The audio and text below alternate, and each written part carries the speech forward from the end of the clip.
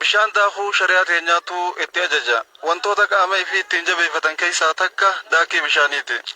Umar ibn Khattab rabbiin isaanirraa haa jaalatu allimu awlaadakum as-sabaha warrimaaya warukuub al-khayl. Ijoollee teessan daakii bishaaniitii fi darbannaa xiyyaa gulufii fardaa barsiisaa jen yookaan yaabbannaa fardaa barsiisaadhaa jen. Har'a wantoonni sun hundi akka waan haftee jirtuuti. Daakii bishaaniillee namni laaffisee ilaalee jira. Waa'ee darbannaa inuu haftee jirtiihu. Farda silaahu makiinarraa bakka buufanne namni yaadatu hin jiru. Isiin hundimmoo waan silaa amantiin teenyaa jechuudha. Waan barachuu qabnuudha. Waan ilmaan keenyallee barsiisuu qabnuudha. Har'a hundaafuu bishaan wajjin daa'ina inshaallah nu hordoftan.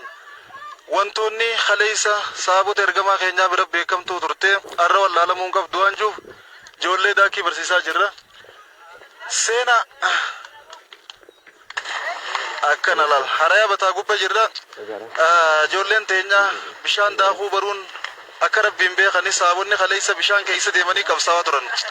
Biyyoota hedduu ta bishaaniif marsitee jirtu bishaan isii keessa deemanii bahara keessa halkanii guyyaa imalanii bakka silaa isiin asiin diiniin dhufuun danda'u bishaaniitu nu marsee jira jaanii yaadanitti bishaan san qaxxaamuranii keessa ba'anii itti dhagaaraa turan. Har'allee ijoolleen teenya haala sanii waa barattee jiraachuun waa barattee taa'uun hedduu barbaachisaadha.